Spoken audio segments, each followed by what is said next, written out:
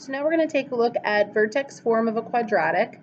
I actually think that vertex form is easier than standard form because it goes right along with your transformation rules that you've been practicing. So the vertex form of a quadratic is y equals a times x minus h squared plus k. So what does each part do in this function? A is the exact same constant that we saw in standard form. So A is your concavity and your stretch or shrink. So if A is positive, it's concave up. If A is negative, it's going to be flipped upside down, just like standard form. If A is a multiplier like 2, 3, or 4, it will be stretched. If A is a fraction like 1/2, 1/3, less than 1, it will be a shrink. And H moves left or right, same as our transformation rules, and K moves up or down, same as our transformation rules. So we know that left is kind of the weird opposite. If it's plus, it's left, minus is right, plus is up, and minus is down. So let's take a look at these together for practice. So in example 1, you've got x minus 3 squared, so that's going to go right by 3. And the plus 5 tells you that you're going up 5. And your vertex is at 3, 5. So right 3, up 5. And AOS stands for axis of symmetry, so it's always going to be a vertical line through the vertex. So the equation for this axis of symmetry would be at x equals 3. And my parent function is going to be the same as this function because the a value is positive 1. So I'm going to go over 1, up 1, and over 2, up 4, and that is my graph. So it hasn't been stretched, it hasn't been flipped over. So looking at example 2, this time, am I going left or right? Well, I'm going left 2 this time, and I'm going down 6. So that puts my vertex at -2, -6. And -2, -6, if that's my vertex, then the axis of symmetry is a vertical line through that point. So the equation for my axis of symmetry would be x equals -2. And again, the concavity is up, and it's the same as the parent function. So over 1, up 1, and over 2, up 4. So this is just the parent function being shifted around to a new vertex. Now in example 3, we've got to do a little bit with a stretch because there's a 2 out front here. So I'm going to go ahead and go right 1, down 4. So right 1, down 4. So that puts my vertex at 1, -4. So my axis of symmetry would be x equals 1. And then remember, I take the original points 1, 1, 2, 4, and 3, 9, and I'm going to make all of those y values twice as steep.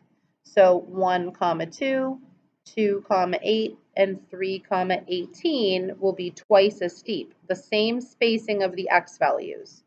So 1, 2, 2, 8, and that will be the last point that I can fit. So this graph is twice as steep, started at a vertex 1, -4, went up twice as fast. I want to emphasize that there's no c value here, right? This is h, this is k. So I can't identify the y-intercept from this equation.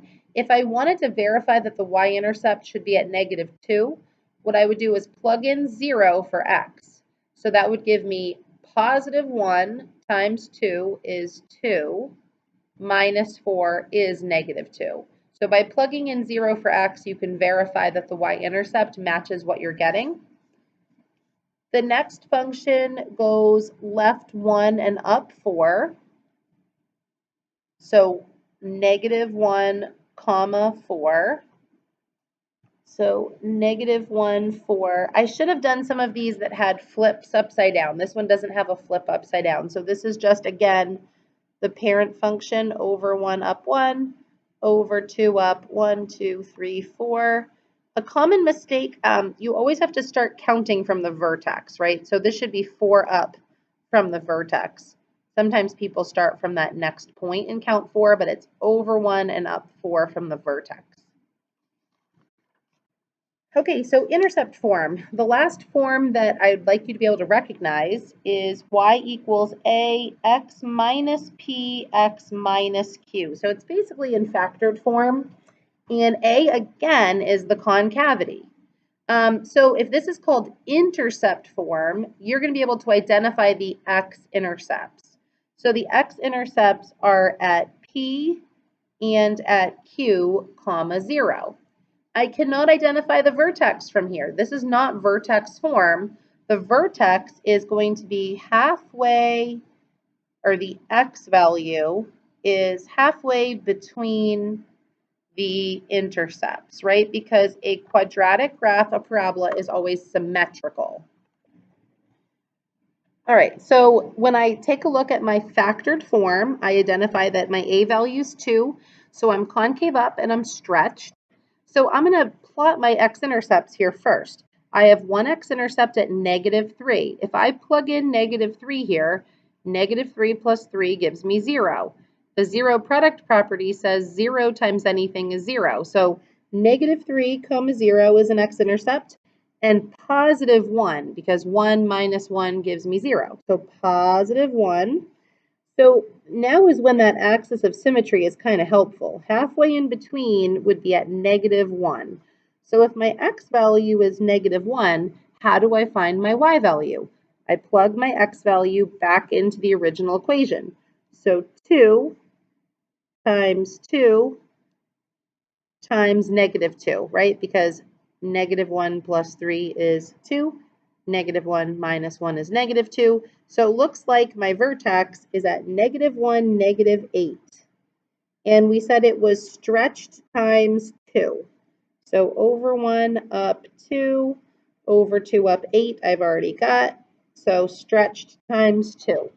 If you wanted to find the y-intercept, you'd have to plug in 0 for x.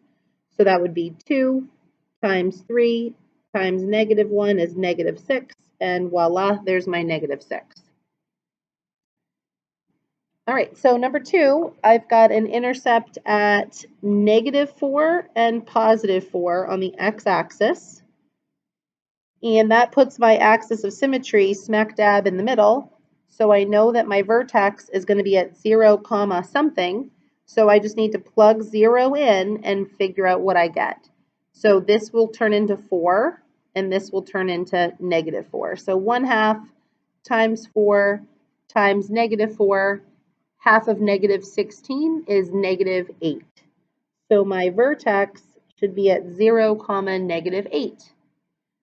What does this 1/2 do? Well, it's concave up, and the stretch is by 1/2. So I go over 1 and only up 1/2, because normally I would go over 1 and up 1. Normally I go over 2 and up 2. So this time I'm going to go over 2. Oh, sorry. Over 2. 2 squared is 4. So I need to go over 2 and up 2 from here. 1, 2. Oops, that's the wrong point right there. So over 2 and up 2. And then I normally go over 3 and up 9. So I'm only going to get to go up 4.5. So over 1, 2, 3, up 1, 2, 3, 4.5, and 1/2. And then this must be 4 squared is 16. This is over 4 up 8 instead, because 8 is 1/2 of 16. All right. All right, so 2 more. I had already said that you're just sending in 3 and 4 on the other page. So I will just finish these together so that you don't have to submit another set of problems for me to look at. So let's see, this is at 4 and -2. So I put an x-intercept at 4, an x-intercept at -2. Maybe you could pause the video, try 3 and 4 on your own, and then play the video the rest of the way to make sure you've got it. So I'm going to keep going over them. That puts my axis of symmetry, it looks like, at 1. So 1 comma something. So I've got negative, let's see, 1 minus 4 is negative 3, and 1 plus 2 would be 3. So that looks like positive 9. So 1 comma 9, which makes sense because this is concave down. So over 1, down 1, over 2, down 4, and over 3, down 9. Hits my x-intercepts. So I've already got them. And the last one, my intercepts look like negative 3 and positive 3. So halfway in between is going to be an intercept at 0 comma something, or vertex at 0 comma something. So let's see, when I plug in 0, I get 3 times negative 3 is negative 9. So over 1, up 1, over 1, 2, up 1, 2, 3, 4, 2 comma 4, 3 comma 9 I've already got. So there's the parent function again without a stretch. All right, so the only problems that you should be taking a picture of are this page before, example 3 of standard form and example 4 of standard form. So if you just take a picture of that one page and add it to today's assignment. Thanks.